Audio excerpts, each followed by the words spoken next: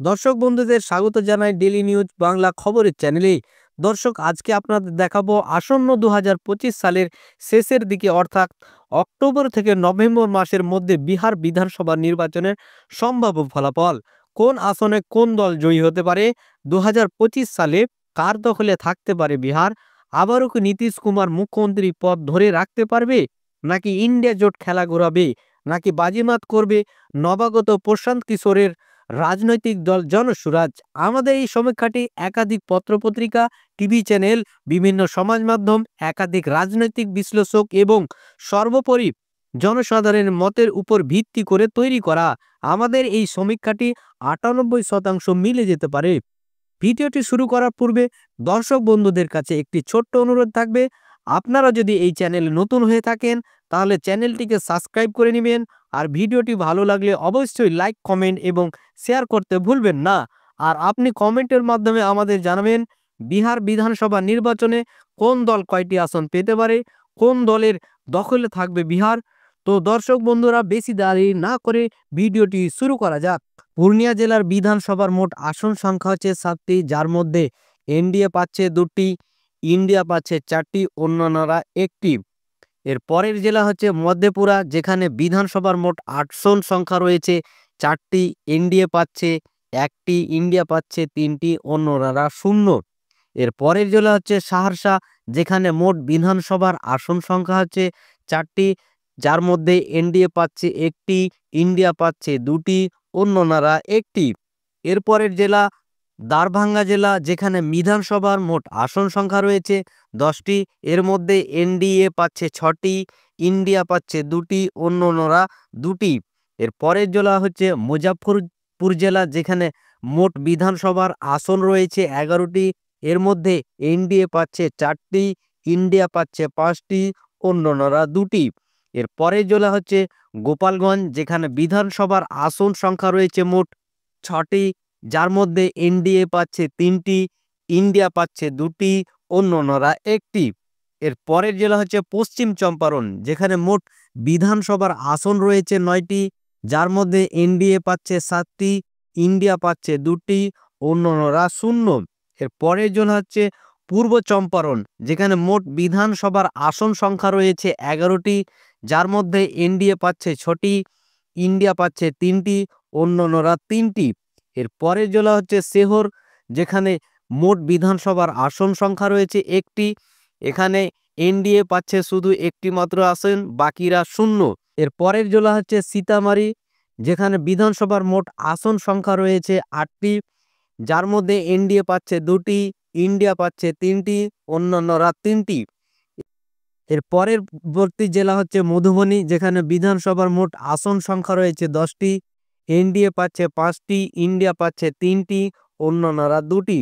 এর পরের জেলা হচ্ছে সুপৌল জেলা, যেখানে মোট বিধানসভার আসন সংখ্যা রয়েছে 5টি, যার মধ্যে এনডিএ পাচ্ছে 3টি, ইন্ডিয়া পাচ্ছে 1টি, অন্যান্যরাও 1টি।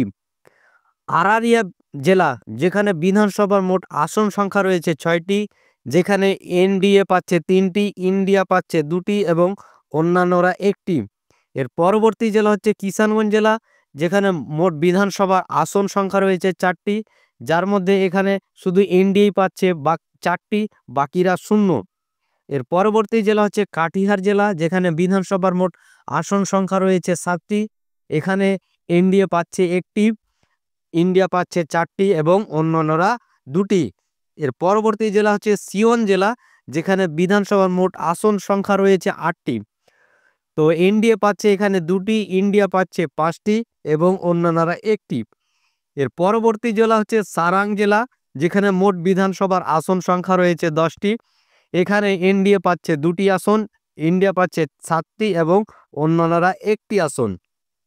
বৈশালী জেলা, যেখানে বিধানসভার মোট আসন সংখ্যা রয়েছে 8টি, যার মধ্যে এনডিএ পাচ্ছে 2টি, ইন্ডিয়া পাচ্ছে 4টি এবং অন্যান্যরা 2টি আসন। এর পরবর্তী জেলা হচ্ছে সমস্তিপুর জেলা, যেখানে বিধানসভার মোট আসন সংখ্যা রয়েছে 10টি, যেখানে এনডিএ পাচ্ছে 3টি, ইন্ডিয়া পাচ্ছে 3টি এবং অন্যান্যরা 4টি আসন। বেগুসরাই জেলার মোট বিধানসভার আসন সংখ্যা হচ্ছে 7টি, যেখানে এনডিএ পাচ্ছে 2টি আসন, ইন্ডিয়া পাচ্ছে 4টি আসন, অন্যান্যরা 1টি আসন। এর পরের জেলা হচ্ছে খাগড়িয়া জেলা, যেখানে বিধানসভার মোট আসন সংখ্যা রয়েছে 4টি। এর মধ্যে এনডিএ পাচ্ছে 2টি, ইন্ডিয়া পাচ্ছে 0 এবং বাকিরা 2টি। এর পরবর্তী জেলা হচ্ছে ভাগলপুর জেলা, যেখানে মোট বিধানসভার আসন সংখ্যা রয়েছে 7টি। এর মধ্যে এনডিএ পাচ্ছে 5টি, ইন্ডিয়া পাচ্ছে 2টি এবং অন্যান্যরা 0। বাঁকা জেলা, যেখানে বিধানসভার মোট আসন সংখ্যা রয়েছে 5টি। এর মধ্যে এনডিএ পাচ্ছে 5টি, ইন্ডিয়া 0, অন্যান্যরাও 0। এর পরবর্তী জেলা হচ্ছে মুঙ্গের জেলা, যেখানে বিধানসভার মোট আসন সংখ্যা রয়েছে 3টি। এখানে এনডিএ পাচ্ছে 2টি, ইন্ডিয়া পাচ্ছে 1টি। এর পরবর্তী জেলা হচ্ছে লক্ষ্মীসরাই, বিধানসভার মোট আসন সংখ্যা হচ্ছে 2টি, এনডিএ পাচ্ছে 2টি, ইন্ডিয়া পাচ্ছে 0, অন্যান্যরাও 0। এর পরবর্তী জেলা হচ্ছে শেখপুরা, যেখানে বিধানসভার মোট আসন সংখ্যা রয়েছে 2টি।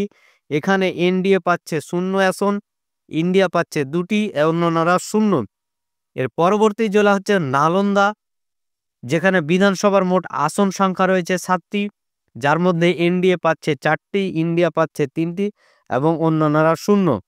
এর পরবর্তী জেলা হচ্ছে পাটনা, যেখানে বিধানসভার মোট আসন সংখ্যা রয়েছে 14টি, যেখানে এনডিএ পাচ্ছে 8টি, ইন্ডিয়া পাচ্ছে 5টি এবং অন্যান্যরা 1টি। ভোজপুর বিধানসভার মোট আসন সংখ্যা হচ্ছে 7টি, যেখানে এনডিএ পাচ্ছে 3টি, ইন্ডিয়া পাচ্ছে 4টি, অন্যান্যরা 0। এর পরবর্তী জেলা হচ্ছে বক্সার জেলা, যেখানে মোট বিধানসভার আসন সংখ্যা রয়েছে 4টি। এনডিএ পাচ্ছে 0 আসন, ইন্ডিয়া পাচ্ছে 4টি এবং অন্যান্যরা 0। এর পরবর্তী জেলা হচ্ছে করিমপুর জেলা, যেখানে বিধানসভার মোট আসন সংখ্যা রয়েছে 4টি। এখানে এনডিএ পাচ্ছে 2টি, ইন্ডিয়া পাচ্ছে 2টি এবং অন্যান্যরা 0। এর পরবর্তী জেলা হচ্ছে রোহতাস, যেখানে বিধানসভার মোট আসন সংখ্যা রয়েছে 7টি। এনডিএ পাচ্ছে 0 আসন, ইন্ডিয়া পাচ্ছে 6টি আসন, অন্যান্যরা 1টি আসন। এর পরবর্তী জেলা হচ্ছে আরওয়াল, বিধানসভার মোট আসন সংখ্যা হচ্ছে 2টি। এনডিএ পাচ্ছে 0 আসন, ইন্ডিয়া পাচ্ছে 2টি আসন এবং অন্যান্যরাও 0। এর পরবর্তী জেলা হচ্ছে জাহানাবাদ, যেখানে বিধানসভার মোট আসন সংখ্যা রয়েছে 3টি। যেখানে এনডিএ পাচ্ছে 0 আসন, ইন্ডিয়া পাচ্ছে 3টি, অন্যান্যরা 0। এর পরবর্তী জেলা হচ্ছে ঔরঙ্গাবাদ, যেখানে বিধানসভার মোট আসন সংখ্যা রয়েছে 6টি। এর মধ্যে এনডিএ পাচ্ছে 0 আসন, ইন্ডিয়া পাচ্ছে 6টি এবং অন্যান্যরা 0। এর পরের জেলা হচ্ছে গয়া, যেখানে বিধানসভার মোট আসন সংখ্যা রয়েছে 10টি। এখানে এনডিএ পাচ্ছে 5টি আসন, ইন্ডিয়া পাচ্ছে 4টি, অন্যান্যরা 1টি আসন। এর পরবর্তী জেলা হচ্ছে নাওদা, যেখানে বিধানসভার মোট আসন সংখ্যা রয়েছে 5টি। এর মধ্যে এনডি পাচ্ছে 0 আসন, ইন্ডিয়া পাচ্ছে 5টি আসন, অন্যান্যরা 0। এর পরবর্তী জেলা হচ্ছে জামুই, যেখানে বিধানসভার মোট আসন সংখ্যা রয়েছে 4টি, যার মধ্যে এনডিএ পাচ্ছে 3টি, ইন্ডিয়া পাচ্ছে 0 এবং অন্যান্যরা 1টি আসন। তো দর্শক বন্ধুরা, সমীক্ষা শেষে আমরা দেখতে পাচ্ছি হারতে চলেছে এনডিএ জোট সঙ্গী নীতিশ কুমার, কিন্তু সরকার গড়তে গেলে 122টি আসনের দরকার। এককভাবে এনডিএ জোট কিন্তু সেটাও করতে পারছে না। এবার নতুন দল জনস্বরাজ এখানে প্রভাব বিস্তার করছে, যার দরুন এখানে সরকার গড়তে চলেছে ইন্ডিয়া জোটের তেজস্বী যাদব। তো বন্ধুরা, ভিডিওটি শেষ পর্যন্ত দেখার জন্য অসংখ্য ধন্যবাদ।